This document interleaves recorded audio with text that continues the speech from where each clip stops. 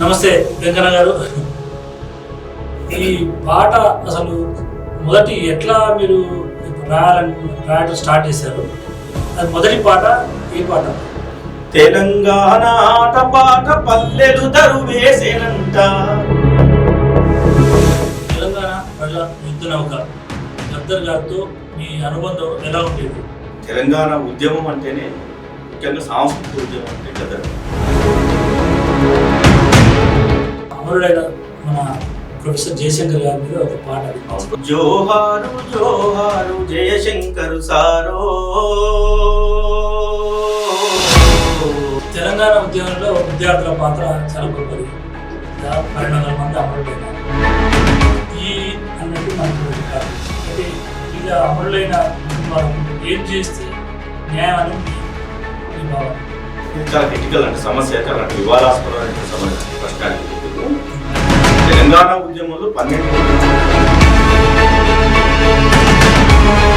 తెలంగాణ ఉద్యమ చరిత్రలో గద్దర్ పాట ఎప్పుడు కూడా మనవలేదు. తెలంగాణ వారి పాటను ఎంతో ఉద్యమాన్ని శిఖరస్థాయికి చేర్చి ఆ పాటలో మీకు నచ్చిన పాట పాడాలి. దగా పడ్డ మా తెలంగాణ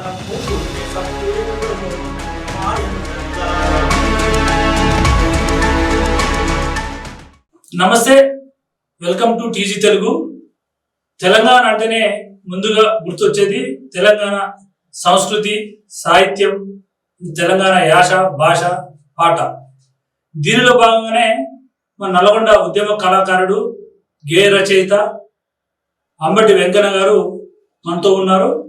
వారి గత ఉద్యమ కీర్తి ఎలా ఉన్నది, మరి పాట ఎలా ఉన్నదో వారిని అడిగి వారితో పాట పాడించే ప్రయత్నం చేద్దాం. నమస్తే వెంకన్న గారు, ఎలా ఉన్నారు? మిమ్మల్ని ఈ జనరేషన్ గత 10 సంవత్సరాలు అయింది తెలంగాణ వచ్చి కూడా. మిమ్మల్ని చూడటం కూడా అప్కమింగ్ జనరేషన్ కోసం మళ్ళీ మిమ్మల్ని ఇన్వైట్ చేసి మీతో పాడించాలనే కోరికతోటే మిమ్మల్ని మా స్టూడియోకి పిలిపించడం జరిగింది. టీజీ తెలుగు ఛానల్కి ముఖ్యంగా మీకు కొత్త ప్రయత్నం యూట్యూబ్ ఛానల్ ద్వారా కౌలని కళాకారుని సమాజానికి పరిచయం చేసినటువంటి ఒక గొప్ప ఆలోచన చేసినందుకు ముందుగా టీజీ ఛానల్కి మీకు ఉద్యమాభివందనాలు. నన్ను అంటే తెలంగాణ ఉద్యమంలో దాదాపు 14-15 సంవత్సరాలు తెలంగాణ ఉద్యమంలో పనిచేస్తూ మనకు తోసినటువంటి, మనకు తెలిసినటువంటి మన జ్ఞానం మేరకు కొన్ని పాటలు రాయడం, పాడడం, ప్రత్యక్ష ఉద్యమంలో పాల్గొనడం, ఇలాంటి కార్యక్రమాలు చేస్తూ ఆ తర్వాత ఈ 10 సంవత్సరాలు తెలంగాణ ప్రభుత్వంలో భాగస్వామ్యంలో పనిచేస్తూ ఇలా ముందుకు రావడం నాకు కూడా చాలా సంతోషంగా ఉంది. ముఖ్యంగా టీజీ ఛానల్ ప్రేక్షకులందరికీ కూడా ఈ ఛానల్ని గొప్పగా ఆదరించాలని, కౌలు కళాకారులకు గొప్ప అవకాశాలు కల్పించాలని మనస్ఫూర్తిగా. అసలు ఈ పాట రాయటము, పాట యొక్క ప్రభావితం అసలు మీకు స్ఫూర్తిని కలిగించింది ఏది? ఏ సందర్భం మిమ్మల్ని ఈ పాట వైపు నడిపించింది? ప్రధానంగా 1996 నుంచి నల్గొండ నీలగిరి సాయి సుంకిరెడ్డి, నారాయణ రెడ్డి గారు, నాస్ వెంకన్న ఇట్లాంటి కవులతో కలిసి వాళ్ళ సహచర్యంతో కొంత కవిత్వం రాసిన మొదట. ఆ తర్వాత 2000 సంవత్సరంలో టీఆర్ఎస్ పార్టీ ఆవిర్భవించిన తర్వాత ముఖ్యంగా గోరటి వెంకన్న పల్లెకనీరు పాట కానీ, తర్వాత నందిని సిద్ధారెడ్డి, నాగేటి సాలాల పాట కానీ, ఇట్లాంటి పాటల ప్రేరణ ముఖ్యంగా ప్రజా కళా మండలి ఒక అద్భుతమైనటువంటి క్యాసెట్ ఆ రోజులో, దాంట్లో ఈ పాట ఉన్నది. నాగేటి సాలల్ల నా తెలంగాణ, నా తెలంగాణ, నవ్వేటి బతుకులు నా తెలంగాణ, నా తెలంగాణ, పారేటి నీళ్ళల్ల పానాదులల్లా, పారేటి నీళ్ళల్ల పానాదులల్లా, కొంగు రాపిన తల్లి నా తెలంగాణ. ఈ నాగేటి సాలల్ల, సిద్ధారెడ్డి రాసిన నాగేటి సాలల్ల అనే పాట కానీ, ఆ తర్వాత పల్లెకనీరు అంటే ప్రధానంగా గోరటి వెంకట రాసిన పల్లెకనీరు పాట కానీ, వీటన్నిటి ప్రేరణతో పాట వైపు రావాల్సి వచ్చింది. ఆ పాటలు ప్రజా కళా మండలి పాటల సీడీ వచ్చి, పాటల క్యాసెట్ వచ్చింది అప్పట్లో. దాంట్లో ఈ నాగేటి సాలల్ల నా తెలంగాణ అనే పాట, ఆ తర్వాత అమరులకు జోహార్, వీరులకు జోహార్ ఇట్లాంటి పాటలతో పాటు రామారావు రాసిన అంగడిలో ఆగమైన అవ్వతీరుగనున్నవే తల్లి నా తెలంగాణ, తెలుపు నలుపుల బొమ్మ తీరుగా తెల్లబోయి ఉన్నవే తల్లి నా తెలంగాణ ఇట్లాంటి పాట. తర్వాత సప్పా సప్ప శుద్ధ నీరు సౌట పర్యల సౌట ముఖ కన్నాక రాసినటువంటి పాటలు. అట్లా అంటే ఈ పాటల ప్రేరణ అంటే తెలంగాణ సమాజాన్ని కదిలించడానికి కవిత్వం ఓకే అంటే కొంత ఇంటలెక్చువల్ స్థాయిలో కవిత్వం పోయినప్పటికీ కూడా మామూలు సాధారణ జనాన్ని సమీకరించడానికి వాళ్ళు ఆ చైతన్యం తీసుకురావడానికి పాట బాగా ఒక బలమైన వస్తువుగా పనిచేస్తున్నటువంటి ఆలోచనతో పాట వైపు వచ్చి అప్పుడు అంటే మొట్టమొదటి రాజు పాట ఏంటంటే పల్లె ఓయమ్మ తెలంగాణ మాయమ్మ జాడా లేదమ్మా నేనేడా చూడమ్మా బూసి పోసే కంకులల్లోనూ పసిపోరల మనసులల్లోనూ మోటబాయి పాటను బాయిలో నీ ఊటను ఆట కోయిల పాటను అందమైన పూల తోట నువ్వే నోయమ్మా ఓ బంగారు మాయమ్మ పల్లె ఓయమ్మా తెలంగాణ మాయమ్మ జాడా లేదమ్మా నేనేడా చూడమ్మా. మొట్టమొదట అంటే ఆ పాటల ప్రేరణతోని సూపర్. ఈ పాట అసలు మొదటి ఎట్లా మీరు రాయడం స్టార్ట్ చేశారు?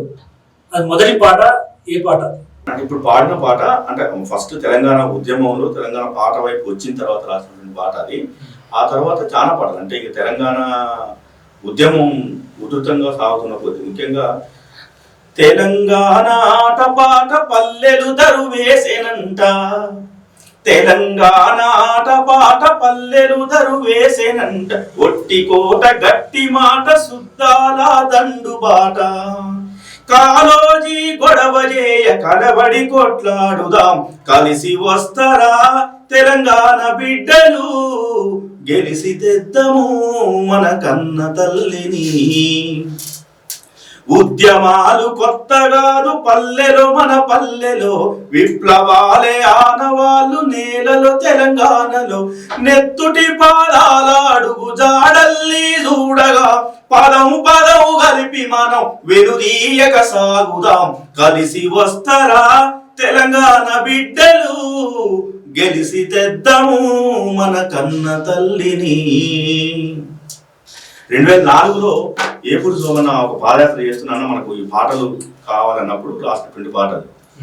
అట్లా ఆయా సందర్భాల్లో అంటే తెలంగాణ ఉద్యమం మొదలై అంటే 1996 జనసభ గదరన్న పాట అమ్మ తెలంగాణ ఇట్లాంటివన్నీ ఈ పాటలు ఈ పరంపరలో వస్తున్న క్రమంలో దాదాపు 7 సంవత్సరాలు అయిన 2007లో ఇంటి నిడిసిపోయి కొడుకా ఏడేళ్ల పొద్దాయే కొడుకా తెలంగాణ అనుకుంటా తిరిగి మా ఇల్లు ముంచిపోతవారా ఎందుకొచ్చిన ఉద్యమాలు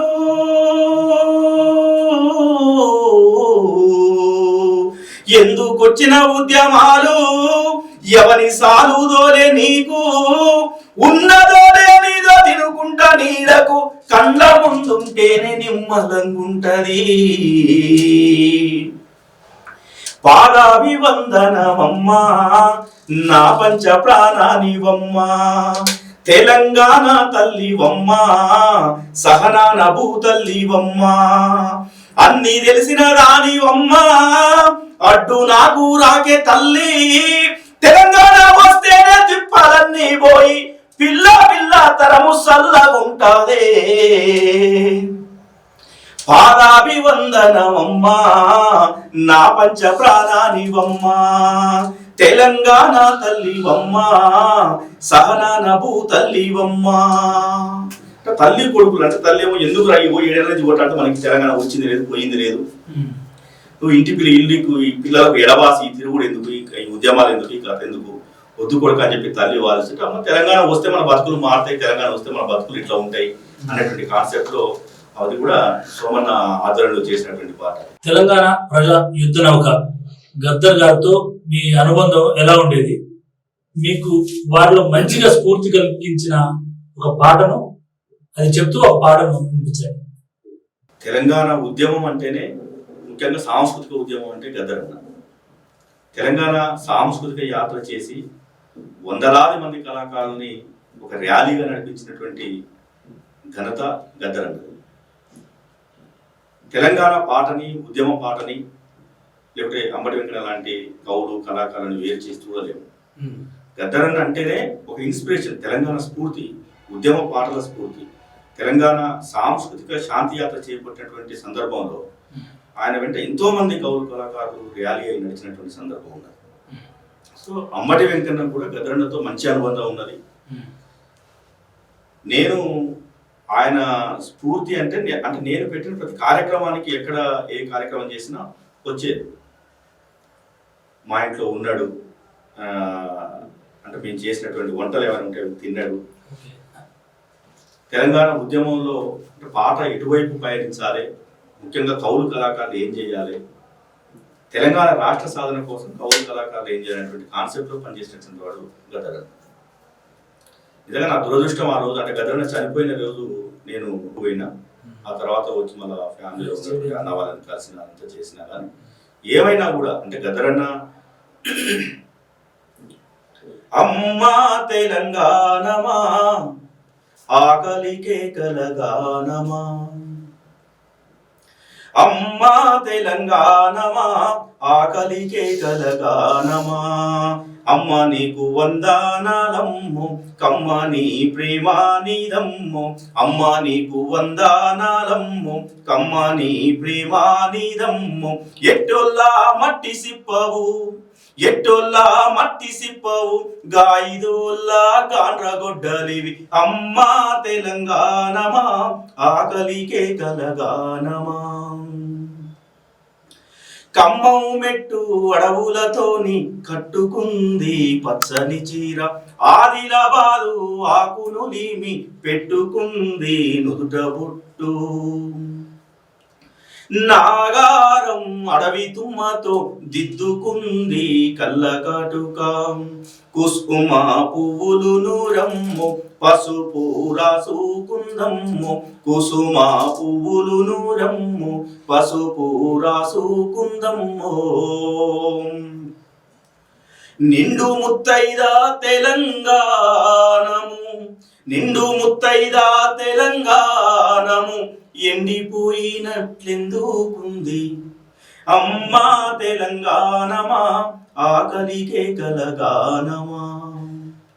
96 జనసభలో జయశంకర్ సారు మీరు రాయాల తెలంగాణ ఉద్యమానికి పాట అన్నప్పుడు రాసినటువంటి పాట తెలంగాణ రాష్ట్రం వచ్చేదాకా. ప్రొఫెసర్ జయశంకర్ సార్ మీరు అన్నట్టు గుర్తొచ్చింది నాకు.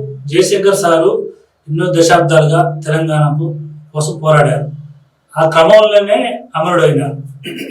సో వారిపైన మీరు కూడా ఒక పాట పడినట్టు గత ఇంటర్వ్యూలో చూశాను. అమరుడైన మన ప్రొఫెసర్ జయశంకర్ గారి మీద ఒక పాట. ప్రొఫెసర్ జయశంకర్ సార్ అంటే 1952 ములికి ఉద్యమం నుంచి ఆయన విద్యార్థి దశలో ఉన్నప్పటి నుంచి తెలంగాణ రాష్ట్ర ఆకాంక్షని, తెలంగాణ రాష్ట్ర సాధనని ఊపిరిగా బతికినటువంటి వాడు, అనునిత్యం తెలంగాణని స్వప్నించినటువంటి మహానుభావుడు ప్రొఫెసర్ జయశంకర్ సార్. ఆయన సిద్ధాంతం మేరకు, ఆయన ఆలోచన మేరకు అడుగులేసినటువంటి నాయకుడే కేసీఆర్.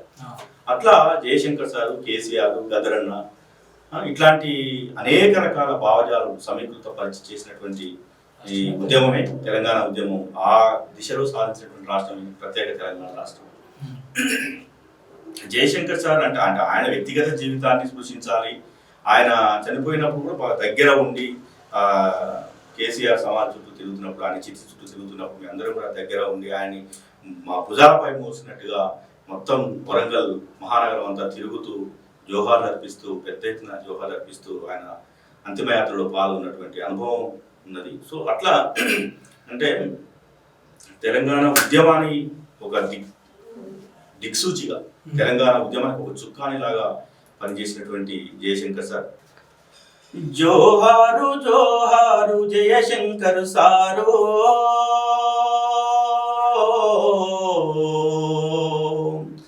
జ్యోతిగా వెలిగేటి ధృవతార మీరో, జోహారు జోహారు జయశంకర్ సారో, జ్యోతిగా వెలిగేటి ధృవతార మీరో జోహారు జోహారు జయశంకరు సారో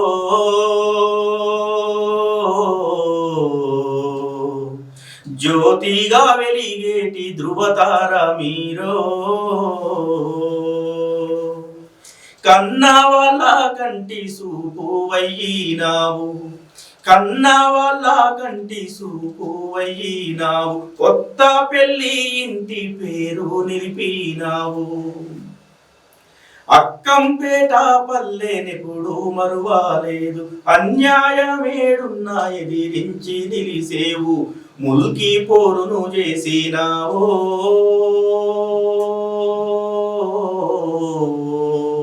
ముందు వరుసలో మము నిలిపినావో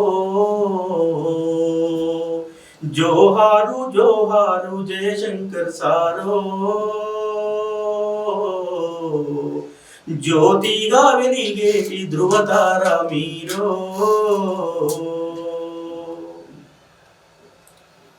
తెలంగాణ అంటే ఉద్యమంలో అంటే ఆయన జీవితం మనకు ఎట్లా స్ఫూర్తి ఇచ్చింది తెలంగాణ రాష్ట్ర సాధనకు ఆయన స్ఫూర్తి ఎట్లా ఉపయోగపడ్డది అనేటువంటి కాన్సెప్ట్ రాసినటువంటి తెలంగాణ ఉద్యమ చరిత్రలో అన్ని వర్గాలను కూడా సమీకరించి ప్రజలను చైతన్యపరచడంలో మీ పాత్ర చాలా గొప్పది.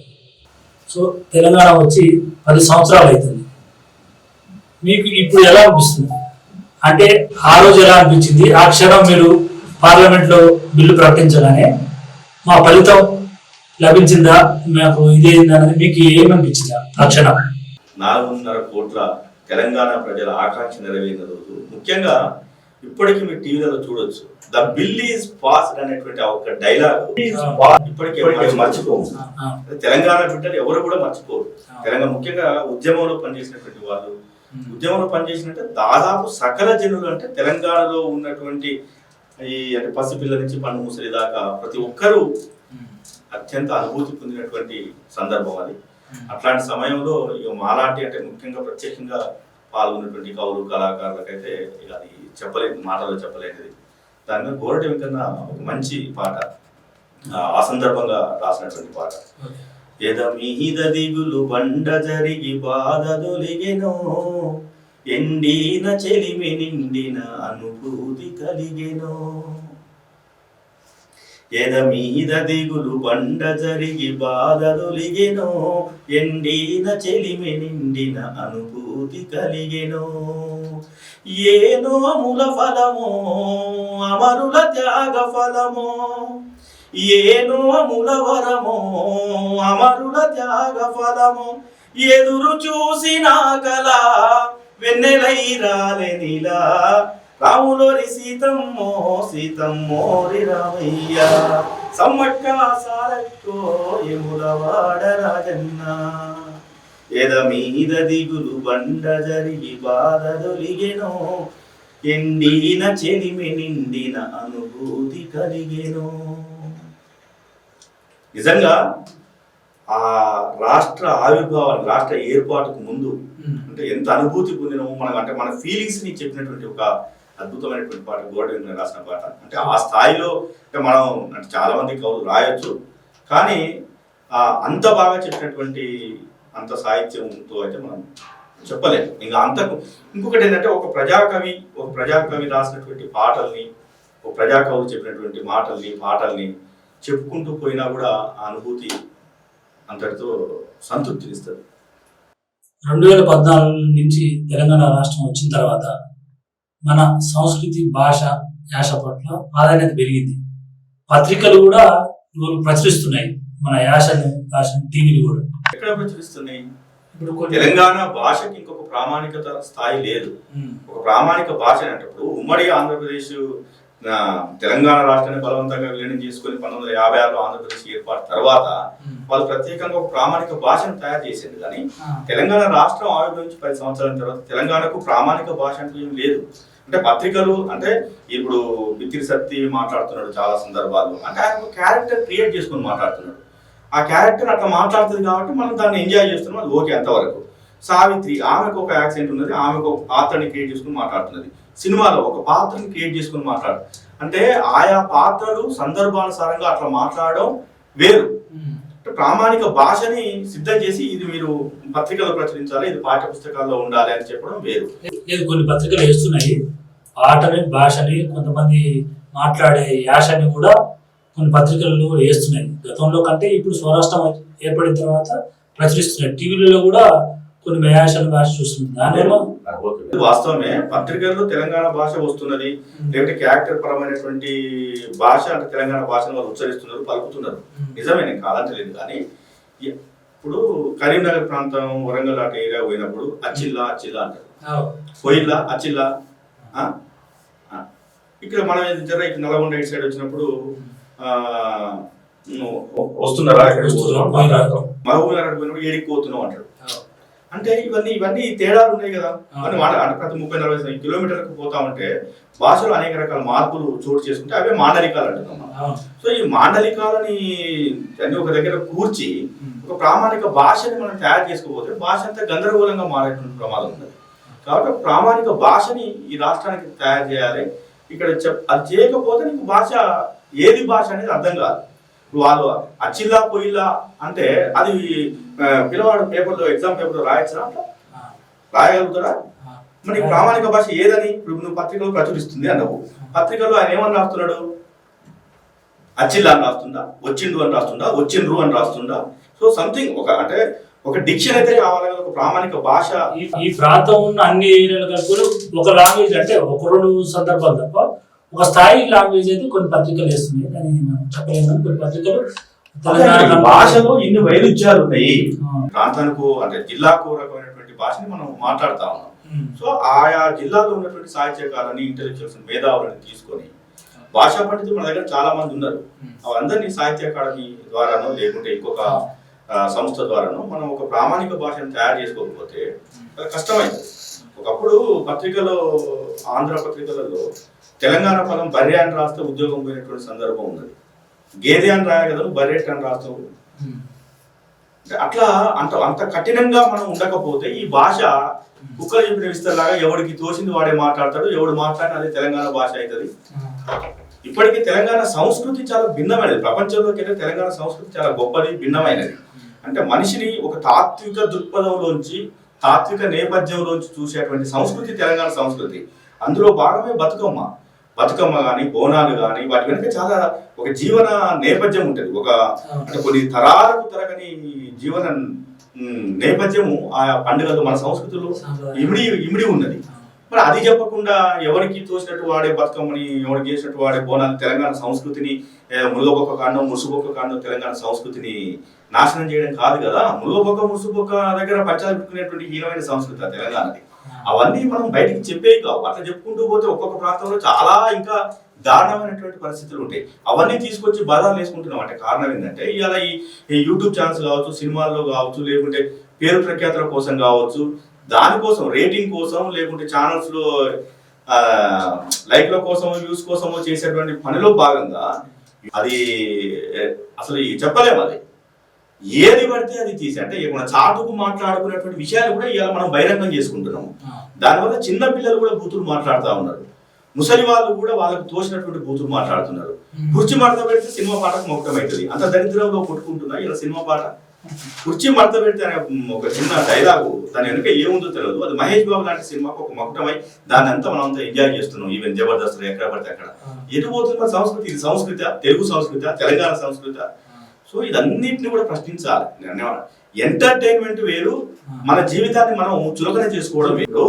మనం నవ్వడం కోసం అని చెప్పేసి మన భార్య పిల్లల్ని లేకుంటే మన కుటుంబాన్ని నవ్వుల పాలు చేస్తామా? ఇప్పుడు జబర్దస్త్ అనేటువంటి ఒక ప్రోగ్రామ్, ఒక కార్యక్రమం, టీవీ కార్యక్రమము, ఎంత జుగుప్సాకరమైనటువంటి డైలాగులు మాట్లాడుకుంటున్నారు వాళ్ళు ఏం సందేశిస్తున్నారు ఈ సమాజానికి? ఎంటర్టైన్మెంట్. ఎవరు ఎంటర్టైన్ అవుతున్నారు దాంతో? నువ్వు అక్కడ కూర్చున్నటువంటి నీ 10 మంది వాళ్ళు కూడా ఇబ్బంది పడుతున్నారు చాలా సార్లు. అంతే. ఇప్పుడు మనకు చాలా సార్లు యూట్యూబ్ లో వచ్చేటువంటి పాటలు కొంతమంది ఆ సింగర్స్ కే తెలవకుండా చండాలమైన బూతులు పాడిస్తుంటే ఆయా కుటుంబాలు వాళ్ళ దగ్గరికి రాణిస్తలేరు. నువ్వు రావద్దు మా ఇంటికి అని చెప్తున్నారు. అందులో అంత బూతులనే విషయం వాళ్ళకి తెలవదు. సో అట్లా మరి మన యూట్యూబ్ లో ఛానల్స్ కోసం, యూట్యూబ్ లో ఉన్నటువంటి అంటే మన పేరు ప్రఖ్యాతుల కోసమో లేకుంటే యూట్యూబ్ ద్వారా వచ్చేటువంటి ఇన్కమ్ కోసమో అంత దిగజారి బతకాల్సిన అవసరం లేదు కదా. అది ఇప్పుడు అక్కడ పాడేటువంటి పాటలు మన క్లోజ్ సర్కిల్లో 4 మధ్యలో 5 మధ్యలో ఎక్కడో పండుగ పబ్బాలల్లా ఎక్కడ ఎంజాయ్ చేసేటప్పుడు 10 మంది మధ్యలో 5 మంది మధ్యలో పాడుకునేటువంటి పాటల్ని ఇలా కెమెరా ముందు పెట్టేస్తే మొత్తం ప్రపంచానికి వెళ్ళిపోతుంది అది. సో అట్లా మన సంస్కృతి దిగజారిపోతున్నది. మనం అంటే మన కల్చర్ అది కాదు. ముఖ్యంగా తెలంగాణ కల్చర్ చాలా భిన్నమైనది. ఈ ప్రపంచంలో భారతదేశం ఎంత గొప్పదో భారతదేశంలో కింద తెలంగాణ అంత గొప్ప, అంత ప్రత్యేకమైనది. దీంట్లో ఉన్నటువంటి ఆ సంస్కృతి సంప్రదాయాల్ని మనం బయటికి చెప్పితే అవతల వాడు ఇన్స్పైర్ కావాలి. ఎలా బతుకమ్మ ఒక పూలను పెట్టి, అంటే మనం ఏమన్నా గుళ్ళు కడతలేము, గోపురాలు కడతలేము, ఇంకేమి చేస్తలేము. బతుకుని అంటే మనం బతకాలి, ఇంకొకరిని బతకనియాలి. అమ్మ బతుకమ్మ తోడున్నది బాధల్లో పరిగీసే నిలువన్నది, బతుకమ్మ తోడున్నది బాధల్లో పరిగీసే నిలువన్నది, తల వంచి బాంచోలే తనువు జాలించక, తల వంచి బాంచోలే తనువు జాలించక ఎదిరించమంటున్నది, ఏరులా సాగి పొమ్మంటున్నది, ఎదిరించమంటున్నది, వీరులై సాగి పొమ్మంటున్నది. పంచరంగుల గడ్డి చీర చుట్టుకొని పల్లెల్లో బంగారు తంగేడై మెరిసింది, పంచరంగుల గడ్డి చీర చుట్టుకొని పల్లెల్లో బంగారు తంగేడై మురిసింది.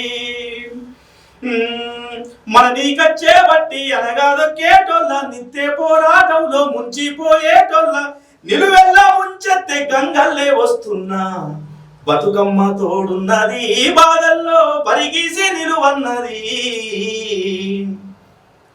బతుకమ్మ నీకంటే బతికి ఉంటేనే ఏమైనా సాధించగలవు. తెలంగాణ ఉద్యమమైనా ఇంకొకటైనా మనం బతికి ఉండాలి, కొట్లాడాలి. మామూలుగా అంటే ఒకటి గడ్డి చీర చుట్టుకొని గడ్డి పూలు పెట్టుకొని హాయిగా సంతోషంగా బతికిస్తున్నాం. ఏదో కావాలి, మేడలు కావాలి, మిద్దెలు కావాలి, ఆస్తులు అంతస్తులు కావాలని కోరుకోవాలి. తెలంగాణ ఇప్పుడు నలుగురితో మంచిగా ఉండాలి, వచ్చిన మర్యాదగా చూడాలి. ఇది ఒక గొప్ప సాంస్కృతిక నేపథ్యం ఉన్నటువంటి నేల. ఆ సంస్కృతిని కాపాడేటువంటి పని చేయాలి. ఇలా యూట్యూబ్లు కానీ, లేకుంటే సినిమా కానీ, సీరియల్స్ కానీ, నీ ఇష్టానికి ఏదో సినిమా క్లిక్ అవుతున్నది, మన ఏ భాష మాట్లాడినా బాగున్నది అంటే ఇక్కడ తెలంగాణలో ఉన్నటువంటి చిన్న చిన్న అంశాలు, చాలా సున్నితమైనటువంటి అంశాలు చెప్పేటప్పుడు జాగ్రత్తగా ఉండాలి.